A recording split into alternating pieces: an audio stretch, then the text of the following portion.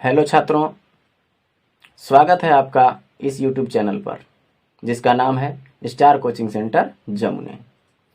इसके पहले हमने 3-4 वीडियो डाल दिए हैं जिसमें इंट्रोडक्शन से लेकर के प्रश्नावली तक बताया गया है। आज हम इस पार्ट के माध्यम से हम तीसरे प्रश्न को देखेंगे।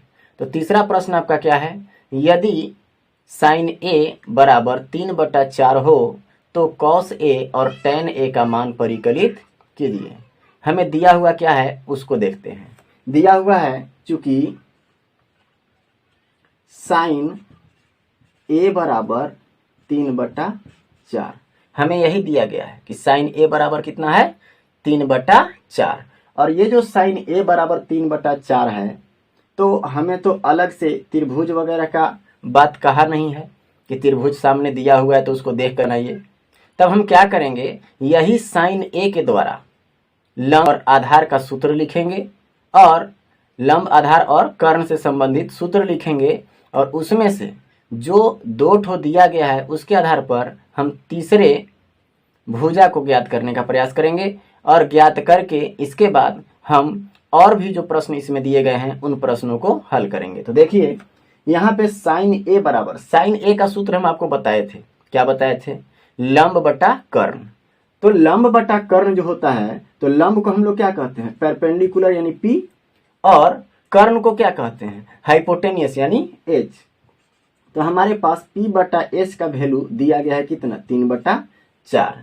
यानी पी का वैल्यू कितना हो गया? 3 और एच का वैल्यू कितना हो गया? 4। तो यहाँ पे हम लोग लिख सकते हैं, इसीलिए P बराबर 3 और H बराबर कितना? 4। P और H तो हमको मिल गया, लेकिन क्या नहीं मिला? तो वो B नहीं मिला। B मतलब आधार नहीं मिला है। तो आधार के लिए हम लोग सूत्र क्या जानते हैं? B के लिए सूत्र क्या जानते हैं? देखिएगा, हम लोग जानते हैं चूंकि पाइथागोरस प्रमेय के माध्यम से, चूंकि B² बराबर H² माइनस P²। जानते हैं कि नहीं जानते हैं? अब B² से हमें B को ज्ञात करना है, B² को ज्ञात नहीं करना है। तो हम B को रखेंगे और बाकी जो स्क्वायर है उसको जब बराबर के उधर ले जाएंगे तो ये अंडर रूट में बदल जाएगा। यहाँ हमारा होगा H² माइनस P²। अब हम इस H और P का वैल्यू रखते हैं जिससे हमको क्या प्राप्त हो जाएगा? उससे हमको प्राप्त होगा, देखिएगा, अंडर रूट H के जगह पर क्या रखना है? हमको 4 रखना है। चलिए 4 का स्क्वायर माइनस P के जगह पर कितना है? P के जगह पर है 3, तो यहाँ 3 लिख लीजिए, 3 का स्क्वायर हो जाएगा। इसके बाद हम इसका स्क्वायर करते हैं। स्क्वायर कैसे करेंगे? 4 का पहाड़ा 4 ही बार, क्योंकि स्क्वायर है। तो 4 चौका 16 माइनस 3 तिहाई कितना होता है? 9। तो यहाँ लिख लेंगे 9। अब बताइए 16 में से 9 खर्च कितना? 7। तो हम लोग यहाँ कितना लिख देंगे? 7। अब बताइए, तो रूट के अंदर 7 आ गया तो क्या 7 का पूरा वर्गमूल हम लोग निकाल पाते हैं? नहीं। तो यही आपका B का वैल्यू हो गया। ठीक है, हमारे पास पहले से क्या थे? P था, H था और B अभी निकल गया। तो तीनों भुजा निकल गए कि नहीं? जब हमें तीनों भुजा प्राप्त हो तो कोई भी त्रिकोणमितीय अनुपात हमें निकालने के लिए कहे, हम आसानी से निकाल लेते हैं। तो अब हमें ज्ञात क्या करना है उसके बारे में बात करते हैं। हमें ज्ञात करना था cos A और tan A।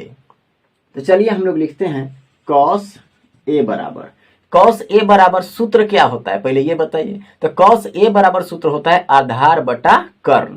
तो आधार को हम लोग क्या कहते हैं? B, और कर्ण को क्या कहते हैं? H। B बटा H। अब बताइए B का वैल्यू आपका कितना निकला? √7। तो यहाँ पे हम लोग क्या लिख दें? √7 बटा H का वैल्यू कितना था? H का वैल्यू था 4। ये आपका 4 हो गया। क्लियर है? यानी cos A का वैल्यू हमारे पास आ गया √7/4। यही आपका पहला आंसर है। इसके बाद आपसे क्या पूछा गया? इसके बाद पूछा गया tan A। तो चलिए हम लोग tan A का भी वैल्यू निकालते हैं। tan A बराबर सूत्र क्या होता है? होता है लंब बटा आधार। लंब को हम लोग P कहते हैं और आधार को B कहते हैं। तो चलिए P बटा B हमसे पूछ दिया, तो बताइए P का वैल्यू कितना है? P का वैल्यू दिया हुआ था 3, लिख लेंगे। और B का वैल्यू कितना निकला? B का वैल्यू निकला √7। तो यहाँ पे कितना लिख देंगे? √7। यही आपका आंसर है। यानी उम्मीद है कि आपको ये तीसरा प्रश्न आसानी से समझ में आ गया होगा। अगर समझ में न आया हो तो फिर से कमेंट कर दें, हम इसके बारे में आगे बताएंगे। इसके बाद हम लोग देखते हैं प्रश्न संख्या 4 को, जिसमें हमसे कहा गया है कि यदि 15 cot A बराबर 8 हो तो sin A और sec A का मान ज्ञात कीजिए। हमें दिया गया क्या है उसे लिखेंगे। 15 cot A बराबर क्या दिया गया है 8 लिखेंगे, चूंकि 15 cot A बराबर कितना दे दिया गया है 8। जो ये 15 है ना वो cot A के साथ काम में है, गुना में। जब ये a जाएगा तो काम में हो जाएगा भागा में, और जब भागा में हो जाएगा तो देखिए इसके पहले भी हम लोग पढ़े थे कि पीछे sin A बराबर बट्टा में कुछ दिया हुआ था, तो इसका अनुपात निकालने के बाद 2 ठो भुजा प्राप्त हो गया था। उसी तरह से यहाँ भी हम आगे काम करेंगे। कितना, अगर हम cot A बराबर लिखें, cot A बराबर तो 8 और बट्टा ये जो 15 इधर गुना में है, n आएगा तो काम में हो जाएगा भागा में। अब देखिए ये cot A का सूत्र जब हम लिखें तो cot A का सूत्र क्या होता है b बटा p, यानी आधार बटा लंब। और जब आधार बटा लंब लिखेंगे तो इधर क्या होगा, इसका वैल्यू 8 बटा 15। अभी जो 8 बटा 15 है वो हमको दे देगा कि b कितना है और p कितना है। तो b बराबर आपका कितना आ गया 8 और p बराबर कितना आ गया 15। b और p तो हमको प्राप्त हो गया। अब b और p प्राप्त हो गया तो कौन चीज नहीं है हमारे पास, वो है h। अब h सबसे बड़ी भुजा होती है, याद रखिएगा। तो जब भी हम उसका सूत्र लिखेंगे तो h बराबर निकालने के लिए तो दोनों जो छोटा वाला भुजा होता है उसको हम लोग क्या करेंगे, प्लस करेंगे स्क्वायर करके। तो ध्यान दीजिएगा, अगर h हमको निकालना होगा तो h बराबर √p² प्लस क्या होता है b², मतलब कर्ण बराबर √ लंब का स्क्वायर प्लस आधार का स्क्वायर, सॉरी यहाँ b होगा ना, यानी आधार का स्क्वायर होगा। चलिए अब वैल्यू रखते हैं p का, तो p का वैल्यू कितना है 15, तो 15 का स्क्वायर प्लस b का, तो b कितना 8, तो 8 का स्क्वायर हो जाएगा। अब चलिए इसका स्क्वायर करते हैं, तो 15 का स्क्वायर बराबर कितना होता है 225 प्लस 8 28 64, और दोनों को क्या कर दिया जाए, जोड़ दिया जाए। चलिए जोड़ते हैं, 5 और 4 9, इसके बाद 6 और 2 8 और 2 के 2। अब बताइए हमको 289 का वर्गमूल निकालना है, तो 289 का जो वर्गमूल है वो कैसे निकालेंगे। तो 289 के वर्गमूल को निकालने के लिए आप इसको गुणनखंड के रूप में तोड़िए और तोड़ने के बाद देख लीजिए। तो यहाँ पे हम लोग क्या लिखने वाले हैं 17, या तो आप डायरेक्ट 17 लिख दीजिए या फिर 2 बार इसे गुना कर लीजिए, 17 गुने 17, 17 गुने 17 289 होता है। इसको घटाइएगा, या सॉरी घटाइएगा नहीं, 2 के बदला 1 को बाहर निकालिएगा तो 17 मिल गया कि नहीं। क्या h बराबर हमको 17 मिल गया, और b बराबर 8 और p बराबर कितना 15 मिला कि नहीं मिला। अब हम लोग क्या करेंगे, अब हम लोग देखते हैं कि पूछा क्या है, हमसे क्या ज्ञात करने के लिए बोला गया था। तो हमसे ज्ञात करने के लिए बोला गया था sin A और sec A। तो sin A का वैल्यू पहले निकालते हैं। हम लोग लिखेंगे अब sin A बराबर क्या होता है, sin A का सूत्र पहले ही याद करवा दिए हैं। sin A का सूत्र होता है P बटा H, यानी लंब बटा कर्ण। तो हम लोग यहाँ लिखेंगे P बटा H बराबर P का वैल्यू कितना निकलल है 15, लिख दो। अब h का वैल्यू कितना है, h का वैल्यू 17, लिख लीजिए। यही आपका क्या हो गया आंसर। इसके बाद क्या पूछा है, इसके बाद पूछा गया है sec A का वैल्यू। तो चलिए SEC sec A का वैल्यू, पहले तो हमको ये पता करना होगा कि sec A का सूत्र क्या होता है। तो sec A जो होता है वो उल्टा होता है किसका, cos का। तो cos का क्या होता है b बटा h, और इसको पलट दीजिए तो h बटा b हो जाएगा। यहाँ पे ऊपर में आएगा हमारा h और नीचे में आ जाएगा b। h का वैल्यू हमको मालूम है कितना 17, लिख दो। अब b का वैल्यू कितना मिलल है 8, तो यहाँ क्या लिख देंगे 8। यही आपका आंसर है। उम्मीद है आपको समझ में आ रहा होगा। अगर न आए तो कमेंट कीजिए और फिर से दोबारा दूसरे तरीके से भी सीखने का प्रयास कीजिए, ठीक है। और नहीं तो एक बार में समझ में ना आए तो 1-2 बार और रिवीजन कर करके देख लेना चाहिए, ठीक है।